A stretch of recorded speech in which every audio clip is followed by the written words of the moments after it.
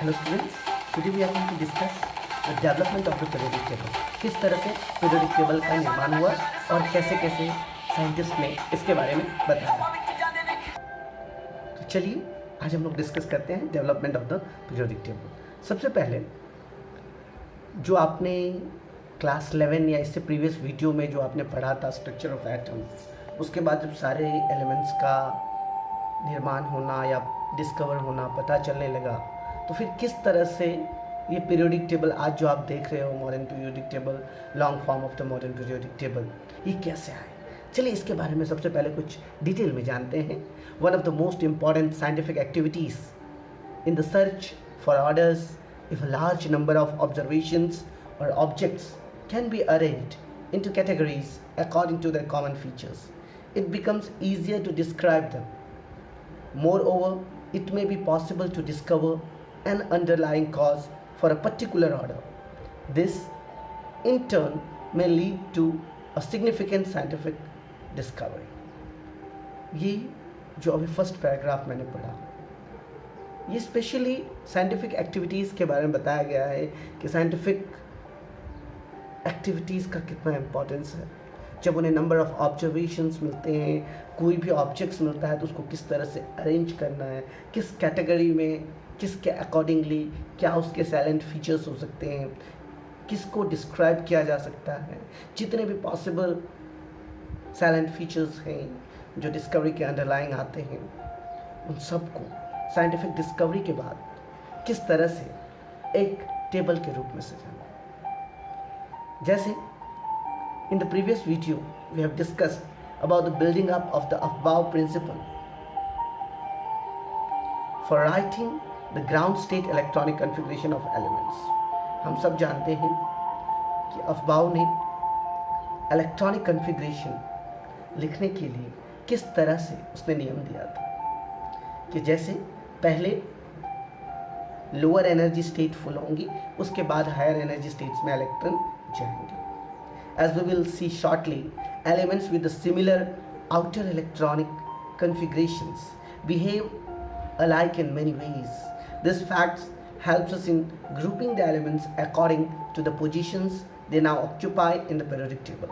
But this is not the way the original periodic table was constructed in the 19th century. The chemists of that time had only a vague idea of atoms and molecules and did not know of the existence of protons and electrons.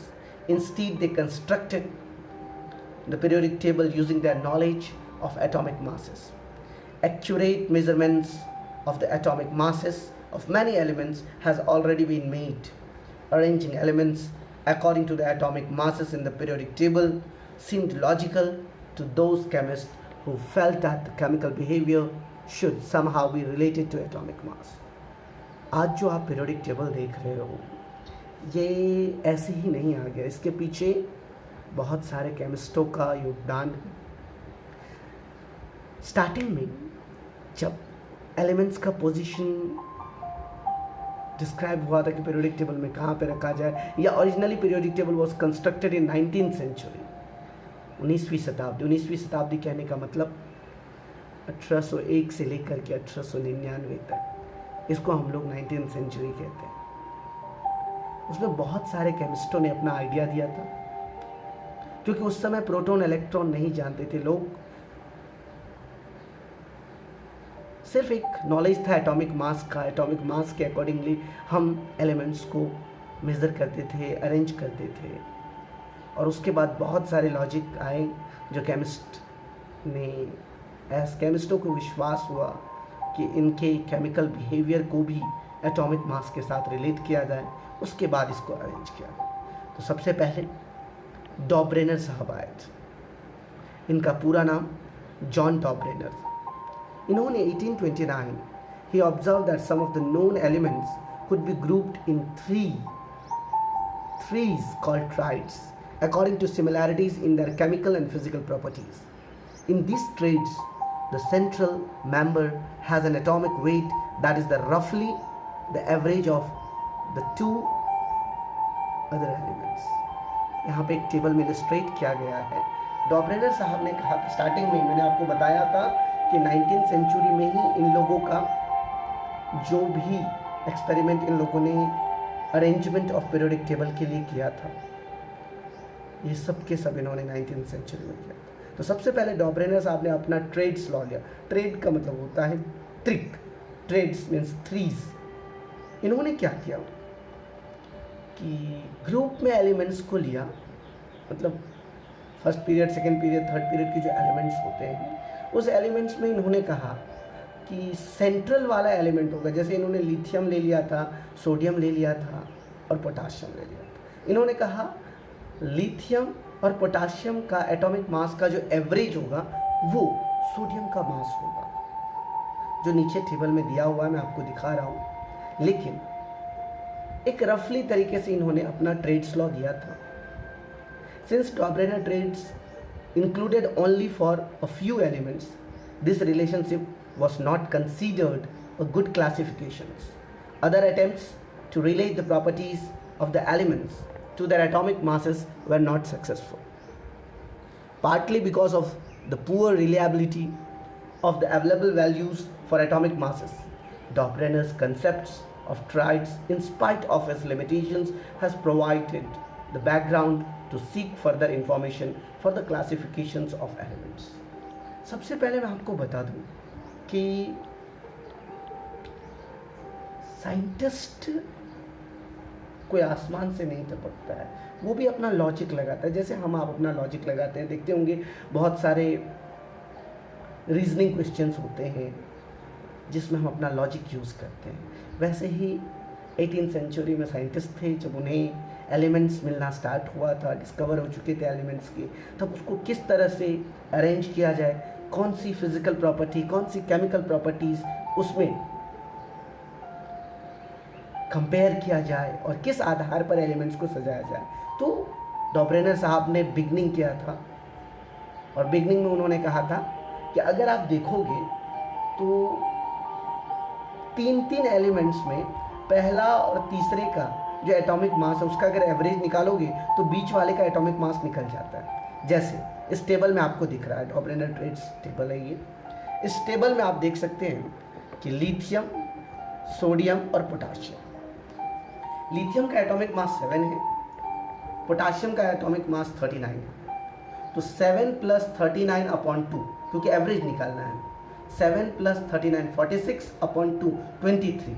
तो ये 23 जो होगा वो sodium का मास होगा। कुछ elements तक तो उनका ये ट्रेड्स लॉ लागू हुआ, लेकिन जब बहुत सारे एलिमेंट्स डिस्कवर हो गए थे तो इनका ये लॉ बाद में फिर फेल कर गया। जैसे आप देख सकते हैं यहाँ पर क्लोरीन, ब्रोमीन और आयोडीन।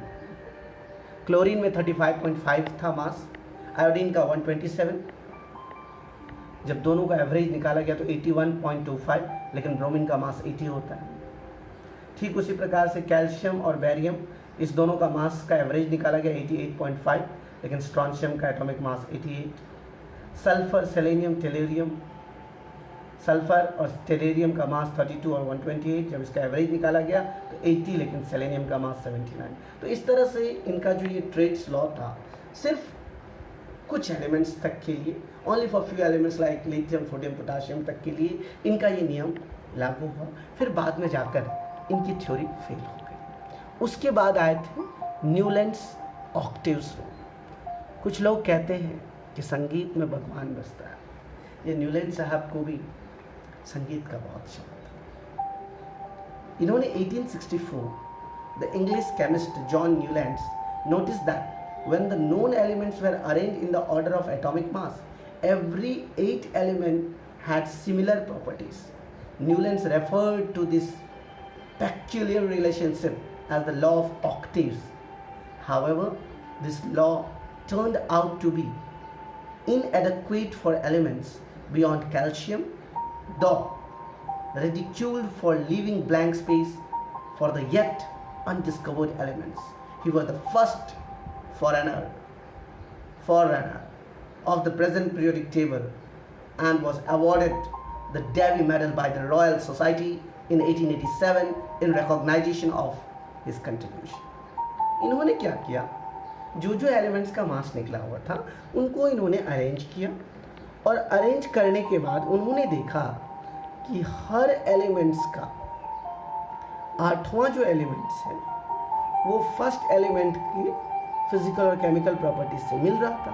तो उन्होंने इस तरह से, ये जो आप टेबल देख रहे हैं, table 1.3 Newlands arrangement of elements in octaves, तो जिस तरह से अगर आप हारमोनियम बजाते हो तो हारमोनियम बजाते समय देखना, सा रे गा मा पा धा नी सा, सा रे गा मा पा धा नी सा, जो 8th लेटर है वो फर्स्ट लेटर से मिलता जुलता है, राइट, सारे गामा पादा नी सा। वैसे ही इन्होंने देखा कि फर्स्ट एलिमेंट और 8th एलिमेंट का फिजिकल और केमिकल प्रॉपर्टीज मिल रहा था। तो इन्होंने सबसे, ये पहले बंदे थे जिन्होंने इस तरह का एक टेबल तैयार किया था। वैसे डॉब्रेनर ने तो अपना ट्रेड्स लॉ दिया लेकिन वो चला नहीं, लेकिन न्यूलैंड साहब पहले साहब थे जिन्होंने इस तरह से टेबल बनाया और प्रॉपर्टीज को कंपेयर किया एलिमेंट्स के साथ। इस टेबल के लिए उन्हें डेवी मेडल से नवाजा गया था रॉयल सोसाइटी में, जो इनका ये कंट्रीब्यूशंस था। इन्होंने देखा जैसे lithium, beryllium, boron, carbon, nitrogen, oxygen, fluorine, neon, ये जो एलिमेंट्स थे उस समय में इनर्ट गैस का इन्वेंशन नहीं हुआ था। याद रखना दोस्तों, जब डॉब्रेनर साहब ने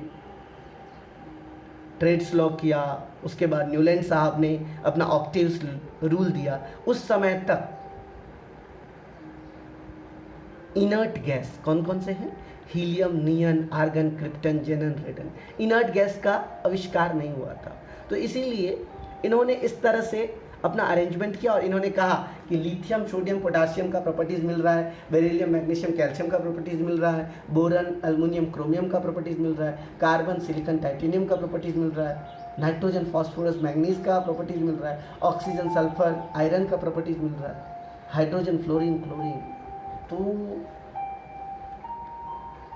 इन्होंने जितने एलिमेंट्स को पीरियोडिक टेबल में रखा था उनके अकॉर्डिंगली इन्होंने सब सही कहा था, लेकिन जब बाद में इनर्ट गैस का इन्वेंशन हुआ तब इनका रूल फेल हो गया, क्योंकि इन्होंने ऑक्टेव्स दिया था, राइट, आठवां, हर एक आठवां एलिमेंट का फिजिकल, लेकिन जब इनर्ट गैस का हो गया तो वो 9वां एलिमेंट्स हो गया। तो फिर इनका भी ऑक्टेव्स रूल फेल कर गया। उसके बाद आए हमारे मेंडलीव साहब, Mendeleev's periodic table and periodic law, father of periodic table इन्हीं को जनरली कहा जाता है। The major portion of the credit for the development of the periodic system must go to the Russian Dimitri Ivanovich Mendeleev and to the German Julius Lothar Mayer. Both observed independently that properties of the elements can be represented as the periodic functions of their atomic weight. इस word को याद रखना। ये हमारे Russian थे Mendeleev साहब और एक जर्मन साइंटिस्ट थे जूलियस लोथर मेयर साहब। इन दोनों ने इंडिपेंडेंटली अपने हिसाब से रिप्रेजेंट किया पीरियोडिक टेबल्स। सब लोगों ने एटॉमिक वेट के अकॉर्डिंगली ही इंडिपेंडेंटली अरेंजमेंट किया। Mendeleev published the first account of his periodic system in 1869. A few months before the publications of the table of Mayer, their work was recognized by the Royal Society in 1882 by the presentation of the Davy Medal to both. याद रखना बच्चों, सबसे पहले Mendeleev ने periodic table को सजाया था 1869 में। उसके कुछ दिनों के बाद ही ये लॉर मेथर साहब जो थे, लोथर मेयर साहब, इन्होंने भी अपना पीरियोडिक टेबल का अरेंजमेंट किया, जिस कारण से इन्हें रॉयल सोसाइटी में डेवी मेडल के साथ 1882 में नवाजा गया। Mendeleev arranged the known elements in order of their increasing atomic weights. Mendeleev ने भी कुछ नया नहीं किया, उन्होंने भी जिस तरह से एलिमेंट्स का एटॉमिक वेट उनको मिलते जा रहा था उस हिसाब से उन्होंने अरेंज करना चालू कर दिया। He found that if elements are arranged in order of their increasing atomic weights, the property varies in a regular manner from one member to another in series. उन्होंने क्या फाउंड किया? Elements are arranged in order of their increasing atomic weights.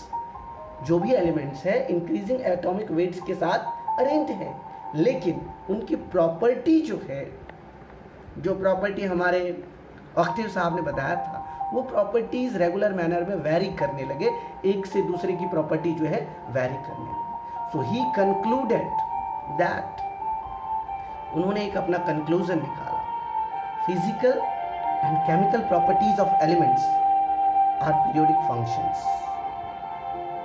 Physical and chemical properties of elements are periodic functions of their atomic weights.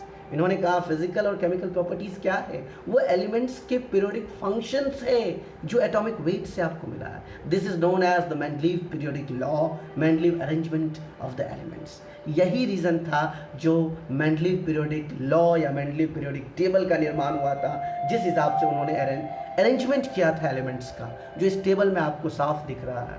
इस table में आप देख सकते हैं, ये टेबल में सबसे पहले उन्होंने सीरियल नंबर बनाया, उसके बाद उन्होंने ग्रुप बनाया, फिर सब ग्रुप बनाया। तो आप देख सकते हैं यहाँ पर सीरियल नंबर 1 से लेकर के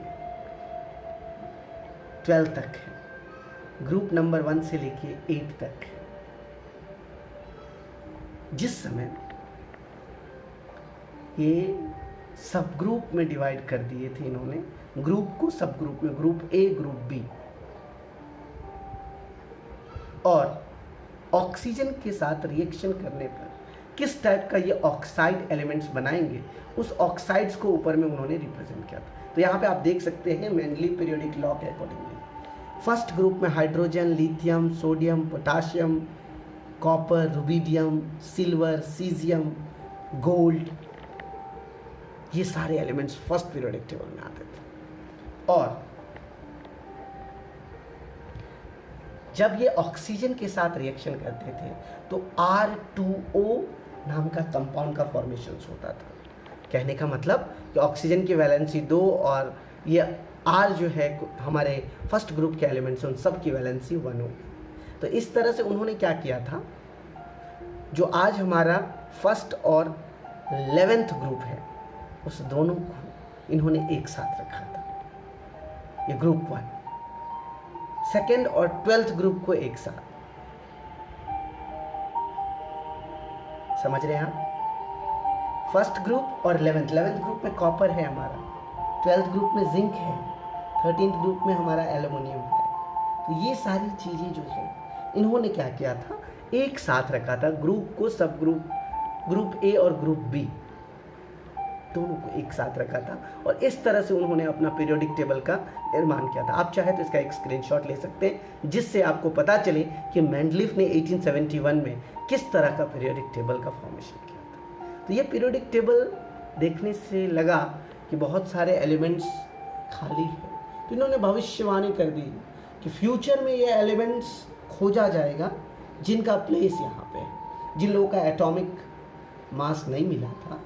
देख लो आप, एटॉमिक मास इंक्रीजिंग ऑर्डर में ये सारे के सारे एलिमेंट्स अरेंज किए गए हैं, हाइड्रोजन से लेकर के यूरेनियम तक। आप देख सकते हैं कि हर एक एलिमेंट इंक्रीजिंग ऑर्डर में अरेंज है उसके एटॉमिक मास के। तो ये था हमारा मेंडलीव साहब का पीरियोडिक टेबल, जो कि इसके कुछ साइलेंट फीचर्स हैं जो हमें पढ़ना बहुत ही ज़रूरी है। The salient features of Mendeleev table. The silent features of the Mendeleev table of elements are: the vertical columns are called groups. These are numbered 1 to 8. The horizontal rows are called periods. तो groups हो गए जो vertical हैं, जो सीधा सीधी खड़े हैं, वो ग्रुप्स हो गए, और जो लेटे हुए हॉरिजेंटल हैं उनको पीरियड्स कहा। टोटल 1 से लेकर के 8 तक ग्रुप था, और हॉरिजेंटल रोज उनको पीरियड का नाम दिया गया था। Group 1 to 8 are subdivided into subgroups, group A and group B.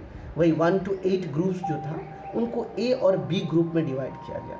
और group 0 is the group of noble gases, क्योंकि उस समय में इनर्ट गैस का इन्वेंशन हो चुका था, नोबल गैस का इन्वेंशन हो चुका था, इसीलिए ग्रुप 0 उसका नाम उन्होंने दिया।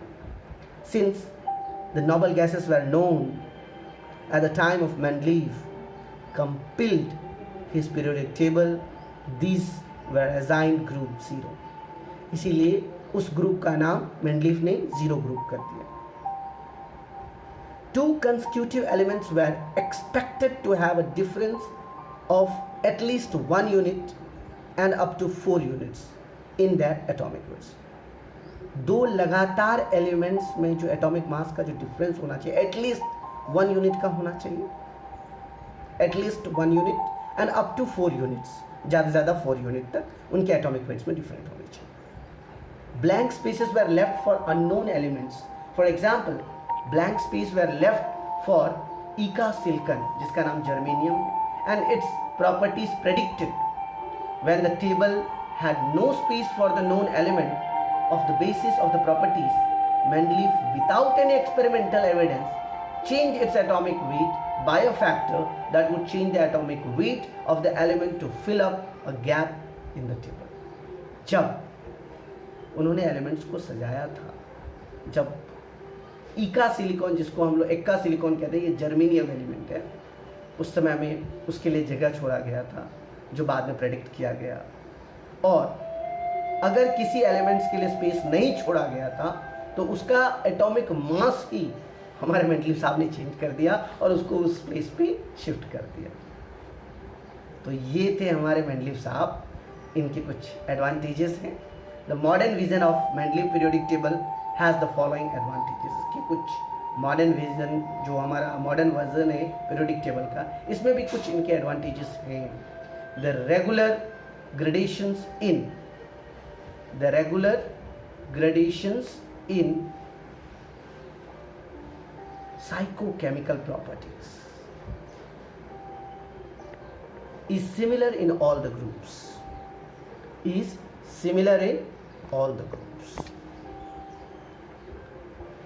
The group number except from group 8 gives the highest valence state possible for the elements. Elements of the second row of group 1, 2 and 3 show a diagonal relationship to the next element of group 2nd, 3rd and 4th respectively. From the positions of the gap in the table, Mendeleev predicted the properties of the missing elements. Mendeleev used his periodic classification to rectify the atomic weights of the elements. For example, he changed the atomic weights of aluminium and boron from 40.5 and 16 to 27 and 10.5. याद रखना दोस्तों कि starting में aluminium का atomic weight 40.5 था और boron का atomic weight कितना था?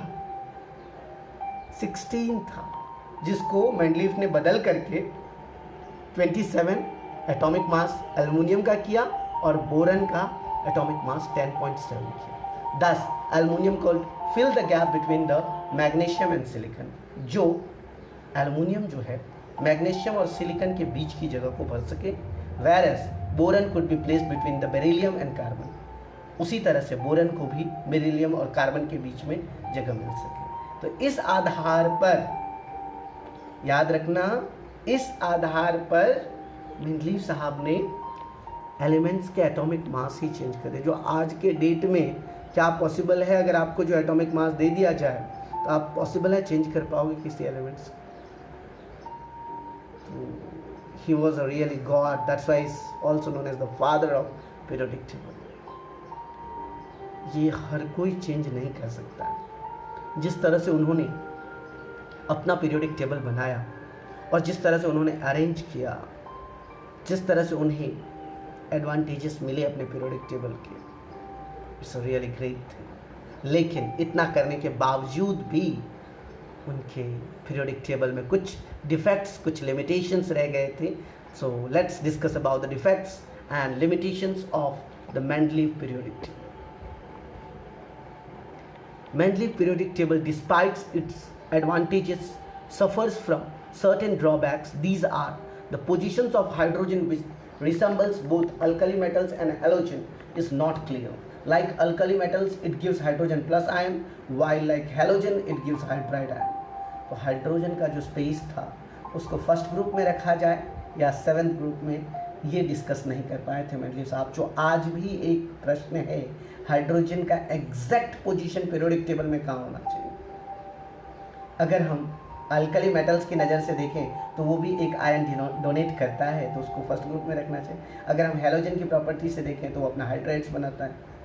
तो कहाँ पे रखा जाए एग्जैक्टली मेंडलीव साहब ने इसके बारे में नहीं बताया था। Certain chemically similar elements like copper, mercury, copper और मरकरी, गोल्ड और प्लैटिनम, इन सबको डिफरेंट ग्रुप में प्लेस किया गया था, while some dissimilar elements are grouped together.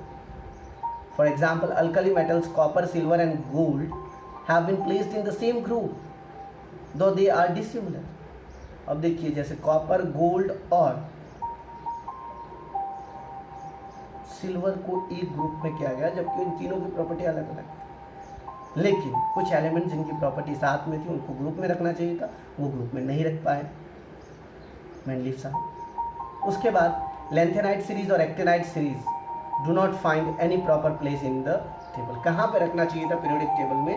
जो लैंथेनाइट सीरीज और एक्टिनाइट सीरीज थे उनको पीरियोडिक टेबल में कहाँ पे रखना चाहिए, उसका एग्जैक्ट पोजीशन हमारे मेंडलीव साहब नहीं दे पाए। जो आज के पीरियोडिक टेबल में आप देखना लास्ट में नीचे में अरेंज किया गया है। Certain elements of higher atomic weights proceeds others with lower atomic weights. कुछ एलिमेंट्स ऐसे थे जिनका एटॉमिक मास ज़्यादा होने के बावजूद भी उनको पहले रखा गया, जैसे आर्गन का एटॉमिक मास 40 था और पोटाशियम का 39, लेकिन फिर भी आर्गन को पहले रखा गया, उसके बाद पोटाशियम को। उसी तरह से कॉपर का एटॉमिक मास 59 था और निकेल का 58.6, लेकिन पहले निकेल को रखा गया, उसके बाद कॉपर को।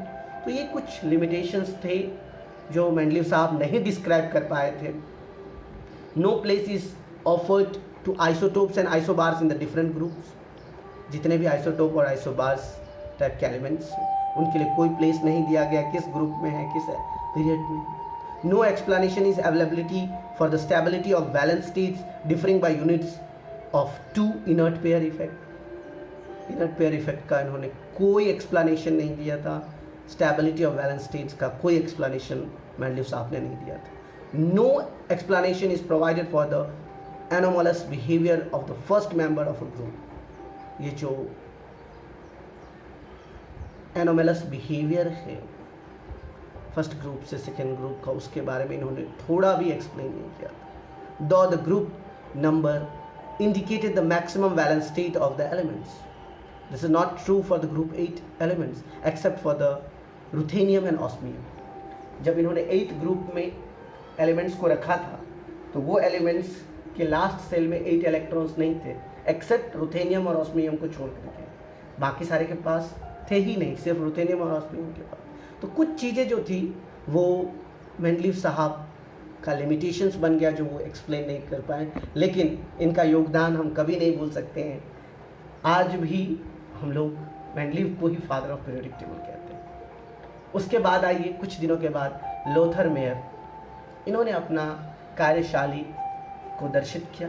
इन December 1869, shortly after the publications of Mendeleev's first paper on the periodic classifications of the elements, Lothar Meyer submitted a paper entitled "The Nature of the Chemical Elements as Functions of Their Atomic Weights." In this publication, emphasizing the physical properties of the elements, Meyer pointed out in general properties of the elements and periodic functions of their atomic weights. This periodicity was very clearly shown by Meyer by means of the atomic volume curves. The atomic volume of an element is obtained by dividing its atomic weight by its density. उन्होंने क्या किया? He plotted the atomic volume versus atomic weight, giving a curve shown in this figure. The peak is the curve and always occupied by alkali metals. ये था हमारा Lothar mayor साहब का gift. इन्होंने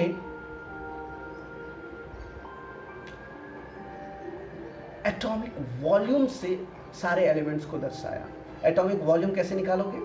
जब किसी भी एलिमेंट्स का एटॉमिक वेट को अगर डेंसिटी से डिवाइड करोगे, the element is obtained by dividing its atomic weight by its density, तो एटॉमिक वॉल्यूम आपको मिलेगा। और इस तरह से उन्होंने हर एक एलिमेंट्स का एटॉमिक वॉल्यूम निकाला, और जितने भी पीक पर ये जो कर्व्स आप देख रहे हो, ये सबको इन्होंने अल्कली मेटल्स का, जैसे lithium, sodium, potassium, rubidium, caesium, France, तो इस तरह से जो इनका लॉजिक था लॉथर मेयर साहब का, इन्होंने भी एक अच्छा कंसेप्ट दिया था जो देखे तो बहुत ही सराहनीय था, लेकिन इनका भी कहीं ना कहीं जा कर के इनकी भी लिमिटेशंस आ गए।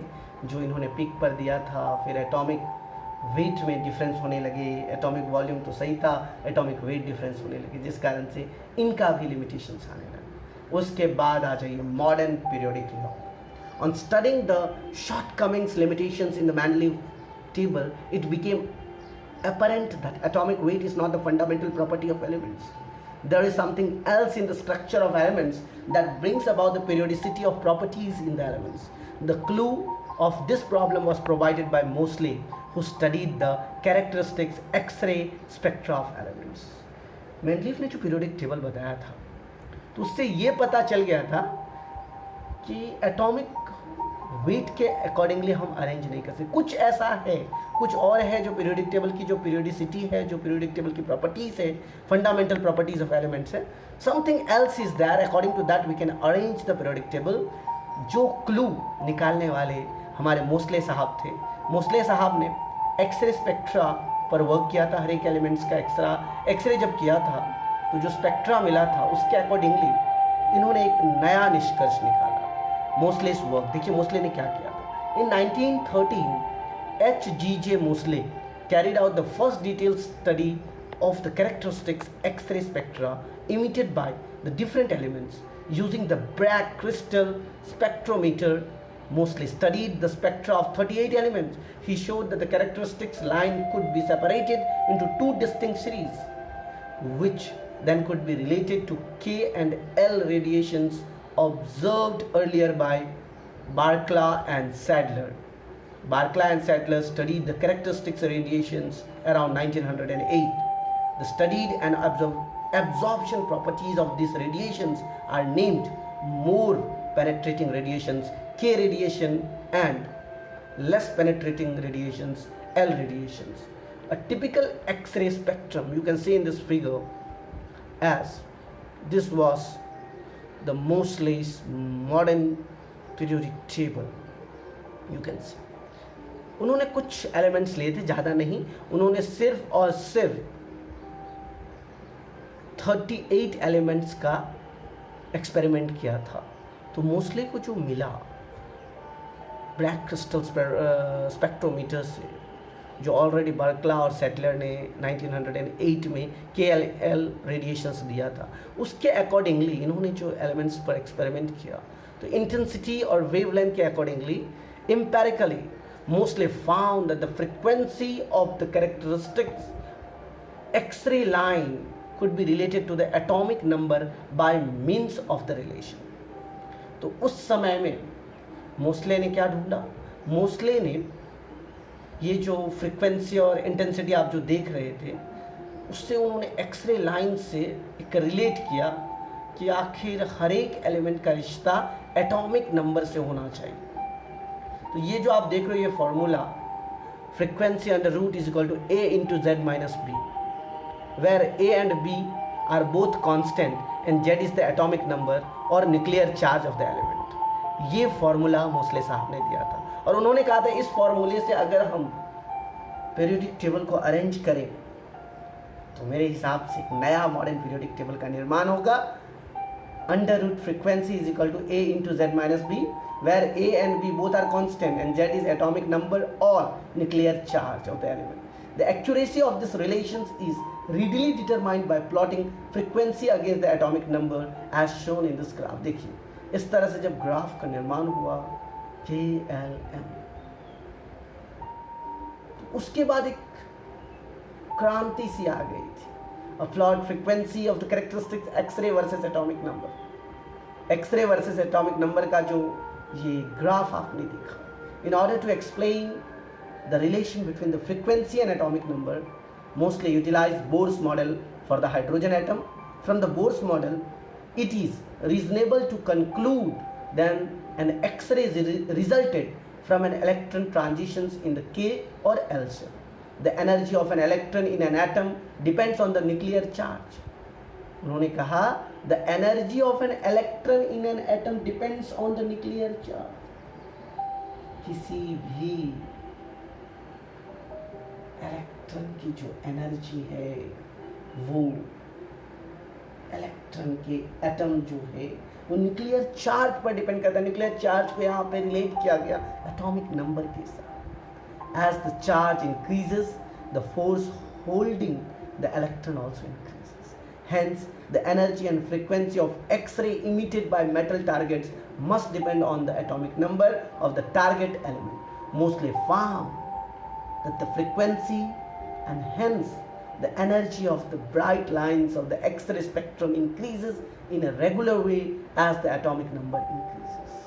तो इस तरह से मोस्टली को एक कंसेप्ट मिल गया, जिस कंसेप्ट से उन्होंने कहा कि जिस तरह से ये ब्राइट लाइंस इंक्रीज कर रहे हैं, एक्सरे स्पेक्ट्रम इंक्रीज कर रहा है, एटॉमिक नंबर भी मेरा इंक्रीज कर रहा है। अगर मैं इंक्रीजिंग एटॉमिक नंबर से एलिमेंट्स को अरेंज करूँ तो क्या होगा? From these observations mostly concluded that the atomic number is a measure of the positive charge of the nucleus of an atom. This property appeared to be more fundamental property and the periodic law was modified as follows. The properties of the elements are periodic functions of their atomic number. उस समय में atomic weight था Mendeleev के समय में, और Mosley ने कहा कि the properties of the elements are periodic functions of their atomic number. उन्होंने कहा कि properties of element किसके periodic functions पे डिपेंड करेगा? atomic number पर. The above statement is now known as modern periodic law. उसको क्या कहा गया? Modern periodic law. With this change in the basis of classification, defects 4 and 5 of the Mendeleev's table disappeared. The various anomalous pairs are found to occupy their proper places, and different isotopes of the same element do not require the separate positions. तो जब ये property हमारे Mosley साहब ने निकाल दिया तो जितनी भी लिमिटेशंस थी मेंडलीव की वो सारे लिमिटेशंस दूर हो गए, और उसके बाद निर्माण हुआ modern periodic table. The first comprehensive classifications of the elements was made independently by Dmitry Mendeleev in Russia and Lothar Meyer in Germany.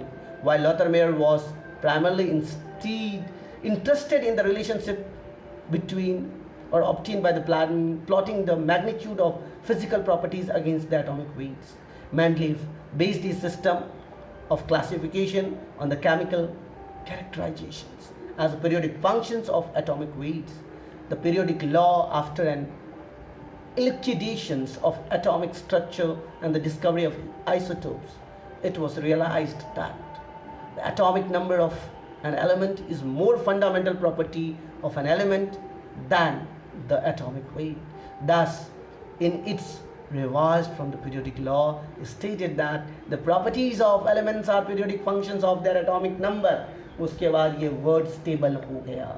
Mendeleev और लॉथर मेयर दोनों ने हार्ड वर्क किया, लेकिन देखो क्या होता है, जब दो बच्चे किसी पजल को सॉल्व करते हैं, एक बच्चा आधा तक ला करके छोड़ देता है और दूसरा बच्चा पूरा सॉल्व कर लेता है पजल. तो जो पूरा सॉल्व करता है पजल को लोग उसको विनर कहते हैं. जो करीब तक ला करके छोड़ देता है लोग उसको विनर नहीं कहते. वही चीज़ हमारे मेंडलीव साहब ने किया था, लेकिन उनका भी काफ़ी योगदान है. उन्होंने जिस तरह से पीरियोडिक टेबल को सजाया था, लेकिन बाद में जब लॉथर मेयर ने अपना the properties of elements are periodic functions of their atomic number ये वर्ड्स दिया. In other words, when the elements are listed in their order of increasing atomic numbers, elements having closely similar properties will fall at definite intervals along the list. The tabular arrangement of elements having similar properties placed in vertical column is called periodic table.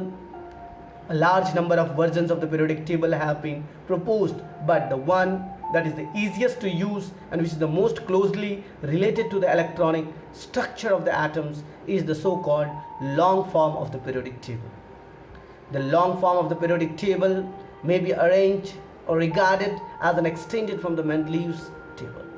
The main features of the board's long table are summarized below. याद रखना बच्चों, bore के concept से ही Mendeleev या फिर mostly in दोनों ने arrange किया था।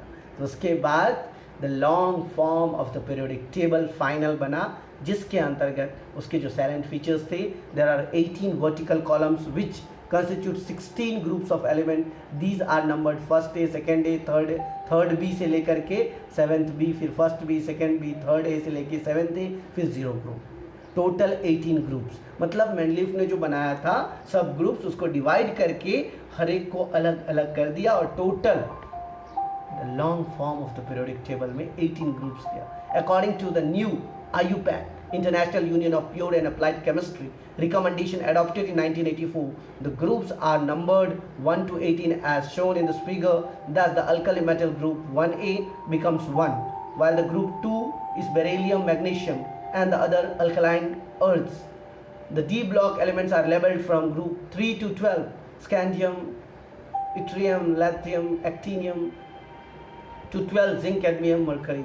Thus iron, ruthenium and osmium constitute group 8, copper, rhodium and iridium group 9, nickel, palladium and platinum group 10, boron, aluminum and gallium, indium and thallium becomes the group number 13, and the remaining main group constitute up to the group 18, the noble gases. The numbering in the P block thus differs from the old scheme by adding 10 and using Arabic instead of Roman numerals. तो ये long form of the periodic table के कुछ अभी आपने देखा था। ये जो आप देख रहे हो, जो आपके घर पे अभी पीरियोडिक टेबल अवेलेबल्स हैं, जो पीरियोडिक टेबल का आप लर्निंग मेथड करते हो, ये long form of the periodic table Niels Bohr's के नाम से जाना जाता था, जिसके ऊपर में काफ़ी एक्सपेरिमेंट किसने किया था? मोस्ले और Mendeleev. Elements of group first A, second A, third A, fourth A, fifth A, sixth A, seventh A have their outermost shell incomplete. These are called normal elements or representative elements or non-transition elements. Elements of group 3rd B, 4th B, 5th B, 6th B, 7th B, 8th B मतलब 8, 9, 10, 1st B and 2nd B, 11th and 12th are known as transition elements. These are having their outermost as well as penultimate shell incomplete. The electrons in them occupy n-1 D subcell in the preference to NP. तो जिस कारण से ये D block जो आप देख रहे हो, डी ब्लॉक में कितने जो आप लोगों ने मतलब 10th 11th में पढ़ा भी होगा, n-1 इंटू डी, और उसी पीरियड में जाओगे तो NP मतलब उसका P सेल का और D सेल का देखोगे तो ये डिफरेंस है, NP और n-1 D. Elements of group 8 or 0 group 18 group show little reactivity and are termed noble gases. Horizontal rows are called periods. There are 7 periods in the table. The first period is a short period having 2 elements, hydrogen and helium. Second and third are 2 short periods of 8 elements, each lithium to neon, sodium to argon. Fourth and fifth are the long periods of 18 elements, potassium to krypton and rubidium to xenon, while sixth is the longest period of 32 elements, cesium to radon, and including the rare earth elements actinium series 57 to 71, which are all placed in the same group of the periodic table. This rare earth cesium to lithium are listed separately at the bottom of the periodic table. These are also known as lanthanides. Seventh is an incomplete period of 23 elements. The 14 elements thorium to lanthanum extracted from the 7th period are also placed at the bottom of the periodic table, are called actinides. The elements after uranium are called transuranic elements. These elements are the results of atomic research and hence are synthetic elements. The noble gases have been grouped at the extreme right of the periodic table. In this table, the long periods have been extended and short periods have been broken so they accommodate the transition elements at their proper places. तो ये जो आप property आपने देखा कि किस तरह से long form of the periodic table को रखा गया, इसके कुछ मेरिट्स भी थे. Merits of the long form of the periodic table. The long form of the periodic table has a number of merits over the Mendeleev periodic table in the following respects. The classification of the elements is based on a more fundamental property. For example, atomic number. It relates the position of an element to the electronic arrangement in its atoms and is therefore nearly an ideal arrangement. It reflects the similarities, differences, and the trends in the chemical properties more clearly across the long periods. The inert gas having completely filled shells have been placed at the ends of each period. Such a location of the inert gas represent a logical completions of each period. In this form of the periodic table, the elements of the two subgroups have been placed separately and thus dissimilar elements do not fall together. It provides a clear demarcations of different types of these elements like active metals, transition metals, non-metals, metalloids, inert gases, lanthanides and actinides. The properties of transition elements are more clearly understood and their place in a long form of the periodic table is justified in the light of the electronic configuration. The positions of the lanthanides and actinides as a separate group in the table again is based on the analogous chemical behavior. It is easier to remember, understand and to reproduce. ये थे हमारे long form of the periodic tables के merits, लेकिन जिसके अंदर गुण होता है उसके अंदर अवगुण भी होता है, तो डिफेक्ट्स भी है इसके, defects of the long form of the periodic table. Although the long form of the periodic table is superior to Mendeleev periodic table in many respects, it retains some of the defects. As such, these are listed below. The group nomenclature A and B are mentioned earlier is arbitrary and confusing. The designations is often inverted from groups 3 to 7. To overcome this problem, use is being made of new IUPAC nomenclature along the traditional nomenclature. The problem of the positions of hydrogen still remain unsolved.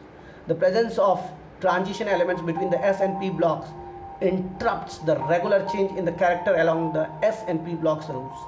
There is a little chemical justification for the presence of these elements between the S and P blocks. Zinc, cadmium and mercury are not typical transition elements. They are in fact fairly typical representative elements but do not fit easily into the scheme. In the long form of the periodic table, there is no attempt to systematize the elements into the useful classification of metal and nonmetals. The terms usually associated with the elements in the long form of the table, such as representative, transitions, etc., should be regarded merely as convenient label is and have no definite associated meaning. Like the Mendeleev table, it fails to accommodate the lanthanides and actinides in the main body of the table. The arrangement is unable to reflect the electronic configuration of many elements. देखिए बहुत सारी चीज़ें थी जो Mendeleev जो कह के गए थे वही हुआ, जिस हिसाब से उनका पीरियोडिक टेबल था सजाया वैसे ही. देखिए साइंटिस्ट पीरियोडिक फंक्शंस को देखते हैं और किस पर डिपेंड होना चाहिए, तो फाइनली मोस्ले ने कह दिया था ये एटॉमिक नंबर पर डिपेंड होगा और एटॉमिक नंबर के आधार पर ही पूरे पीरियोडिक टेबल की पीरियोडिसिटी मतलब उसका पीरियोडिक फंक्शंस गिना जाएगा. और फाइनली वही हुआ भी. Long form of the periodic table जो बोर्स के इलेक्ट्रॉनिक स्ट्रक्चर के अकॉर्डिंगली KLMN के आधार पर लिया गया और अभी जो आप पीरियोडिक टेबल पढ़ते हैं वो बोर के द्वारा बनाया गया long form of the periodic table. लेकिन मेन कंसेप्ट देने वाला मोस्ले और उससे पहले मेंडलीव जिन्होंने एटॉमिक वेट के अकॉर्डिंगली एटॉमिक नंबर के अकॉर्डिंगली मोस्ले, और जो long form of the periodic table है ये बोर द्वारा रचित है. तो आज के लिए मैंने जो कुछ भी आपको बताया इस सब को एक बार नोट करेंगे. इसके बाद जो हम लोग पढ़ेंगे ये IUPAC नॉमेनक्लेचर ऑफ एलिमेंट्स, किस तरह से एलिमेंट्स के जो नामांकरण हुए, किस तरह से सिंबलाइजेशंस हुआ, उसके बाद electronic basis for the periodic classifications, इन सारी चीज़ों को हम लोग नेक्स्ट वीडियो में डिस्क्राइब करेंगे. और उसके बाद जो मेन पीरियोडिक फंक्शंस होगा ये स्टार्ट होगा.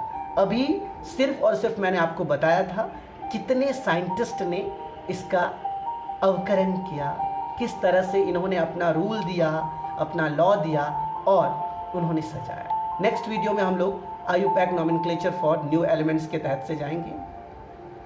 अभी के लिए बस इतना ही. अगर आपको ये वीडियो अच्छा लगा हो तो लाइक करें, शेयर करें और सब्सक्राइब करें.